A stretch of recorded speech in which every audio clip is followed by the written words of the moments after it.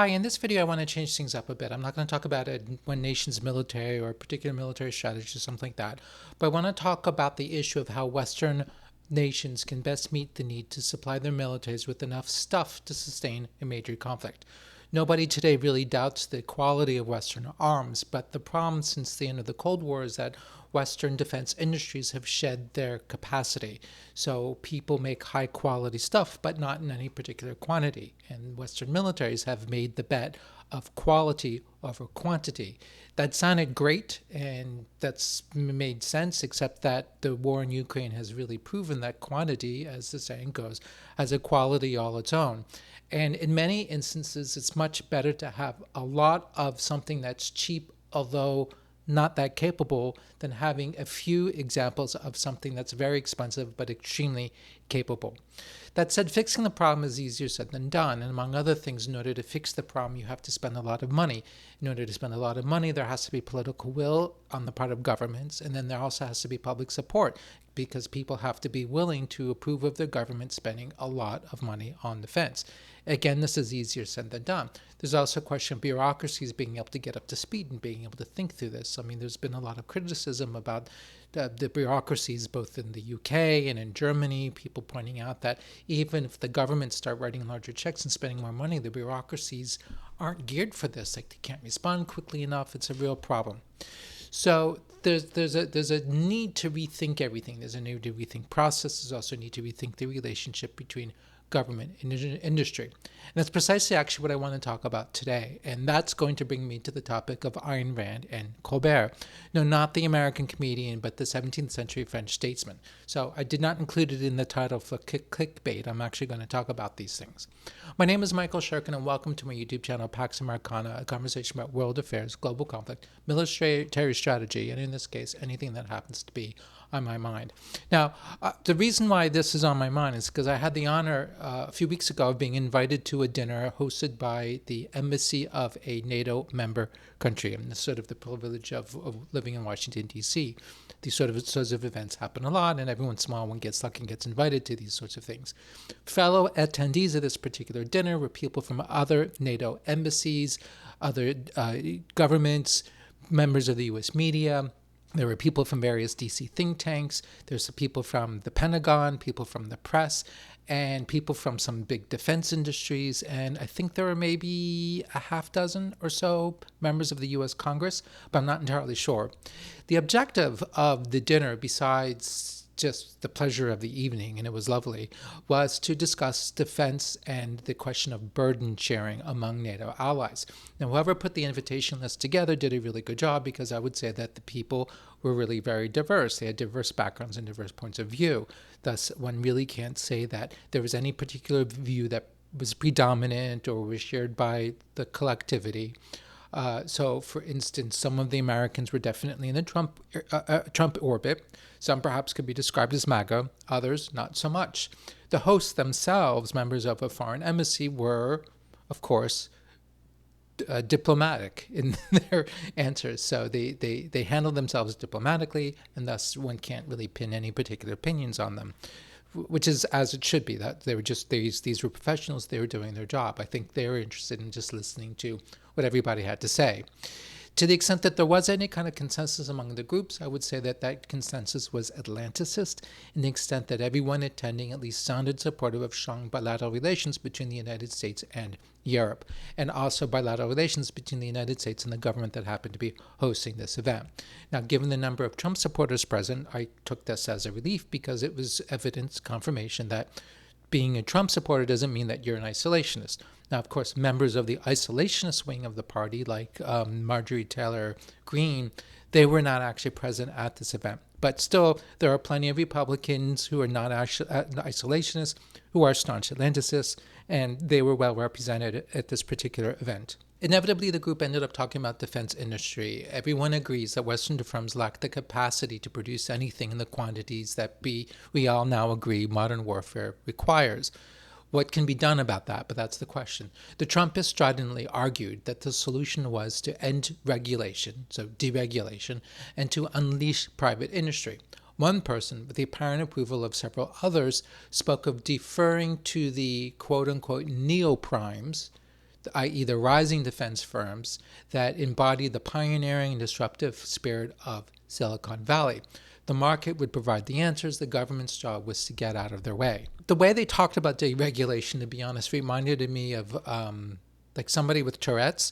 Once there was another time I was at some dinner with some people at a dinner event, and there's somebody like in the rear of the room who was barking like through the entire thing, and everybody else was trying to like pretend that it wasn't happening, and we all kind of felt embarrassed for this poor guy who clearly was not in control and was just making these barking noises. So it's like deregulate. We need to get rid of regulation. It just seemed like this verbal tick. Now, the comparison, however, fails because while it's annoying for somebody to bark during a dinner, in this case, I think what they were calling for was downright dangerous and actually kind of nonsensical. One comparison you could make, and one of the things I thought about listening to this, was the German industrialists who embraced Hitler in the 1930s and facilitated his ascent to power. They were not Nazis per se, but they did think that Hitler would be useful to them. They thought they could manage Hitler, while he took care of their labor problems and initiated a highly profitable rearmament program. I don't know how much influence they had over Nazi policy in the end, but I do know that a lot of harm was done, a lot of terrible things happened, because these industrialists placed their personal interests ahead of the interests of their nation and of their fellow citizens. Why wouldn't they? I mean, they're businessmen. They're going to place their businesses first. Now, indeed, as someone at my table quipped, the problem with the neo-primes is that they are aligned with the neo-fascists. To be fair, what I was hearing, though, at this dinner had less to do with fascism than with Ayn Rand's objectivism, or rather her cult of genius industrialists and the belief that we would all be better off if humanity just stood aside and empowered these genius industrialists, the likes of Elon Musk and Peter Thiels, to bend the world as they saw fit. Rand's influence on American conservatism, I believe, to be deeply troublesome and deeply problematic. But I'm going to save that discussion for perhaps another video. Another time we could really get into it. But I also believe that they're fundamentally wrong, at least when it comes with the role of the market in shaping the defense industry. The fact is that defense industry is something that, unlike, say, smartphones, the smartphone industry responds not to market forces, but to government direction. Or to put it another way, the market is the government. The focus should not be on removing the government from the equation, but in figuring out how to ensure that the government can and does provide the right direction. So, if you made it this far, please consider hitting the like button and subscribe. Also, if you feel so inspired, toss me some cash using the thanks button or the buy me a coffee using the link below in the description. I can't do this without your support. And also, I'm trying to save up money so that I can buy a proper video camera. Believe it or not, so far I've made all of these videos, and I think I've now made about 80 videos using my Pixel 6 phone. Kind of works, but a camera would be better. Anyways, and also please consider joining to become a member, a distinction that will make you among the coolest people on earth. You won't be Buzz Aldrin cool, because let's be honest, nobody's as cool as Buzz Aldrin, but you're going to be pretty close. Now, I want to offer as a counterpoint to this Ayn Randian fantasy, fantasy of private enterprise running amok, the figure of one Jean-Baptiste Colbert, 1619 to 1683. Colbert is, I believe, emblematic of a very different way of thinking about defense industry and how it really works, and also how it must continue to work, because it's the reality of how it works despite all the evident shortcomings. So to me, those problems, though, are not proof that government should just cede to private industry and get out of the way.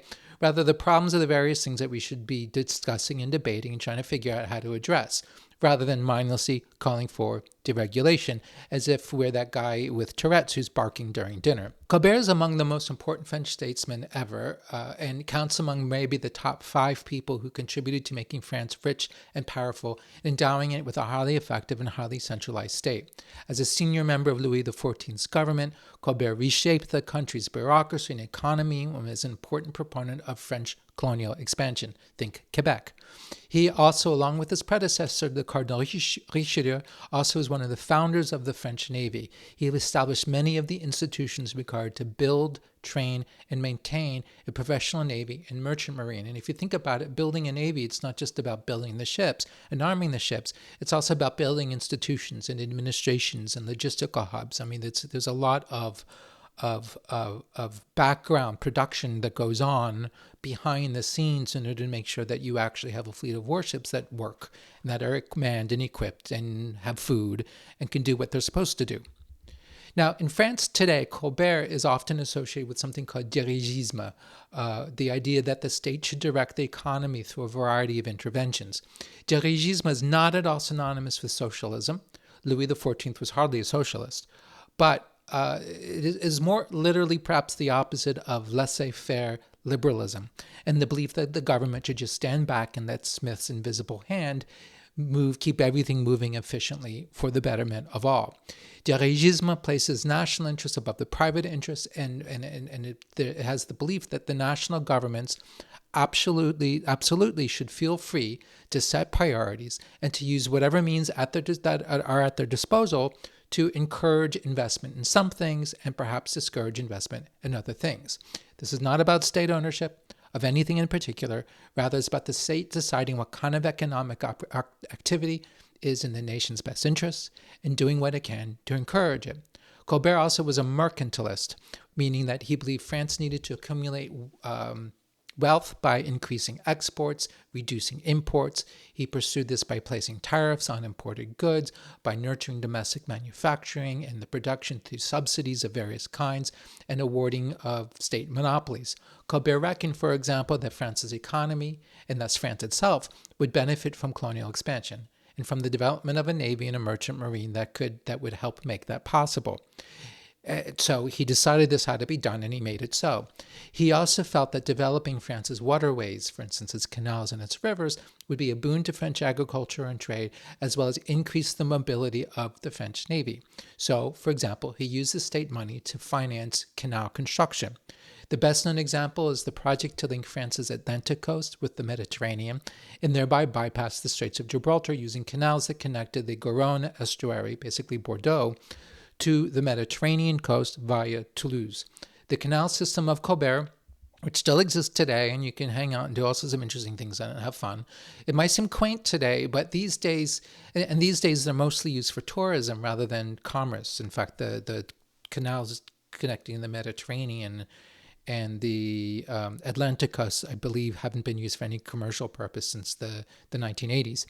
But back in the day, these things were comparable to, in terms of their transformative economic importance, to later developments like the railroad and the highway system. Dirigisme and mercantilism certainly have their flaws and their limitations. There are many reasons why, for example, French Canada was less prosperous than British North America, but one of them was the way Colbert handled it versus the way the British handled things. Britain's relatively laissez-faire approach. I say relatively because it wasn't exactly a free market kind of thing. I mean, the British Crown subsidized and regulated and did all sorts of things to try to control the economy. Remember the whole stamp acts and the tea taxes and all that kind of stuff. That was not exactly laissez-faire. But at any rate, relatively speaking, it was more so. And there are some advantages to that. Indeed, there are many, many good examples for why free trade is better than mercantilist policies, etc. That debate's been had over and over and over again for at least 2 centuries. I'm not going to have that debate here. But what I do want to talk about, though, is that with respect to defense, to the building and equipping and designing of national militaries as instruments of national state policy, which means prioritizing investments and then making those investments to back that up, that is the state's business. And it's not the business of the barons of industry, whether old or neo. It's not, for example, the job of Anduril, and Anduril is seen as one of these hot new disruptive weapons defense companies. It's not the job of Anduril to figure out what kind of weapons the United States Army should buy. It is the Army's job to figure that out, and Anduril's job to propose things that hopefully meet the Army's requirements, or perhaps present it with different options from which the Army can then make a selection. The Army, of course, answers to Congress, which at least in theory answers to the people. The Army also is subordinate to policymakers whose job it is to think about America's strategic defense needs. Anduril, in contrast, is owned by this guy, Palmer Luckey, who answers to venture capital firms like Andreessen Horowitz. These are not evil people or bad people, but they are what they are, right? So I don't want to demonize anybody here. But there really is a fundamental difference between a venture capitalist and an entrepreneur like Palmer Luckey and, let's say, the professional civil service at the Pentagon and the U.S. military who's really dedicated their lives to thinking about military requirements and military strategy. Now, I suppose if you've read Ayn Rand's novel, Atlas Shrugged, and I've read it, actually really enjoyed it, and see it as an inspiring manifesto rather than just an entertaining novel, and I certainly was entertained, you might look upon Luckey as some sort of revolution on horseback, or perhaps I should say a revolution astride a Tesla. I'm not really into that sort of romanticism, by the way, at least not when it comes to serious matters such as military strategy and defense policy. I'd rather bet on professionals, people who know what they're doing, and for the most part do it because they want to serve their nation rather than their investment portfolios. None of the civil servants working at the Pentagon is working there because they think they're going to get rich. Such people are not infallible, of course, but fundamentally, national defense is a matter of state concern, not that of private investors. So, oddly, and here's sort of perhaps my argument in a nutshell, the French 17th century model of royal manufactures and arsenals and the handing of monopolies to certain firms, in a way, is more appropriate for the defense industry than any Randian fantasy of genius industrialists bringing humanity to new heights by dint of their raw will. I hope you like this video. Please, if you look in my description, you're going to find links to my social media accounts, Blue Sky, Twitter, LinkedIn, my own website, michaelshirkin.com, as well as my Substack, also called Pax Americana. Thank you very again, and please stay tuned. There's plenty more in the pipeline. Bye-bye.